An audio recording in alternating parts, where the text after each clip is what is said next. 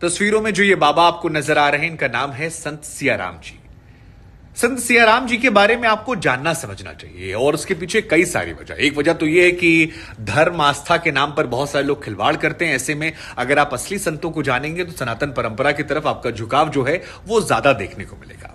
दूसरा, इनके बारे में कई बातें ऐसी हैं जो आपको अचरज कर सकती हैं। क्या ऐसा कैसे संभव है? मसलन 110 साल की उम्र में बिना चश्मा लगाए, देखिए हमको इसी उम्र में लग गया है, बाबा जो हैं वो रामचरितमानस का पाठ करते हैं। और ये हैरान करने वाला है क्योंकि 15-16 घंटा ये पाठ करते हैं और इनकी आंखें जो हैं पूरी तरह से दुरुस्त हैं, एकदम सही से ये अनुवाद करते हैं। और इनके पास जो लोग जाते हैं वो इसे देखकर स्तब्ध हो जाते हैं। और इसीलिए बाबा की ख्याति जो है वो सिर्फ मध्य प्रदेश तक नहीं है जहां पर ये हैं। मध्य प्रदेश के खरगोन जिले में नर्मदा के तट पर बाबा का आश्रम है, लेकिन अब ये विश्व विख्यात होने लगे हैं। दूसरी बड़ी बात यह है कि बाबा जो हैं वो केवल एक सफेद लंगोट पहनते हैं।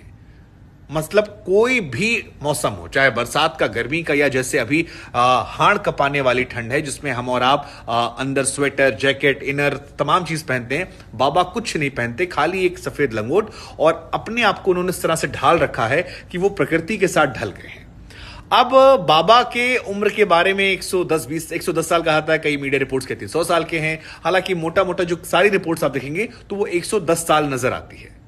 अब आते हैं बाबा जी की उम्र और उनके नाम को लेकर। सियाराम, ये अपने आप में नाम जो है अद्भुत है क्योंकि सीता और राम को मिलाकर सियाराम होता है। तो बाबा जी के बारे में आपको बता दें, बाबा जी जो हैं वो हनुमान जी के परम भक्त हैं। और ये कहा जाता है इनके बारे में कि 12 वर्षों तक बाबा जी ने मौन व्रत धारण कर रखा था, यानी कि किसी से कोई बात वो नहीं करते थे। 12 वर्षों की तपस्या, मौन धारणा के बाद जब उनकी जिह्वा से पहला शब्द निकला तो वो शब्द था सियाराम। हनुमान जी भी सीताराम की पूजा करते थे और सियाराम उनके मुंह से निकला। और उसके बाद जो वहां भक्त आते हैं उन्होंने बाबा को नाम दे दिया सियाराम बाबा। अब जहां तक बाबा की उम्र की बात है तो कई मीडिया रिपोर्ट में से 100 साल बताया जाता है। हालांकि कई सारे पुराने आर्टिकल्स को जब हमने खंगाला, देखा, समझा, जाना तो उसमें निकल कर आता है कि बाबा जी की अभी करंट एज जो है वो 110 साल की है।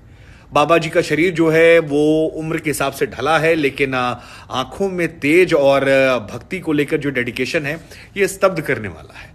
वैसे हम आपको बता दें कि बाबा जी बिल्कुल लालची नहीं है। मतलब इनके पास कई विदेशों से लोग आते हैं जो दान दक्षिणा देने के लिए कहते हैं, लेकिन बाबा जी सबसे केवल 10 रुपया लेते हैं। और सामाजिक कार्यों में बड़ा योगदान भी किया है। तकरीबन 3 करोड़ रुपए इन्होंने दान कर दिए थे।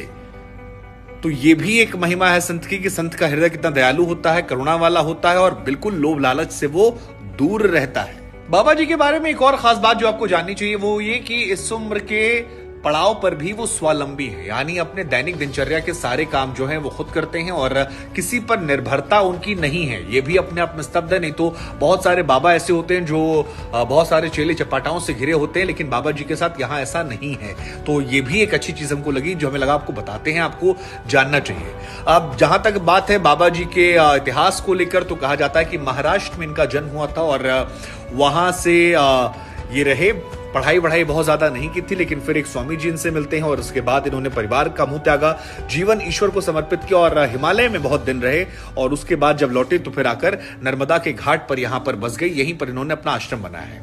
यह भी कहा जाता है जब बाढ़ आई थी नर्मदा में, उस दौरान खड़ेश्वर पूजा कर रहे थे और नाभि के ऊपर तक पानी आ गया था, लेकिन बाबा जी जो थे वहीं पर बने रहे, डटे रहे। और अभी भी देखिए आप इनको, आप स्तब्ध हो जाएंगे।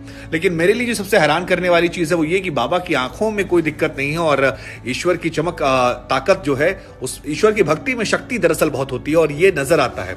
गर्मियों में कूलर नहीं चाहिए, सर्दियों में ब्लोवर नहीं चाहिए, लालच नहीं है, मोह नहीं है। सारा जीवन जो है वो सीताराम करते हुए सियाराम बाबा का गुजर रहा है। और इनको देखकर हमको लगता है कि सनातन परंपरा को मानने वालों को, ऐसे लोगों को जानना चाहिए, तभी धर्म का बढ़ावा होगा। और आइए हम और आप जानें और नमन करें सियाराम बाबा को और वीडियो शेयर करें ताकि और लोग जानें।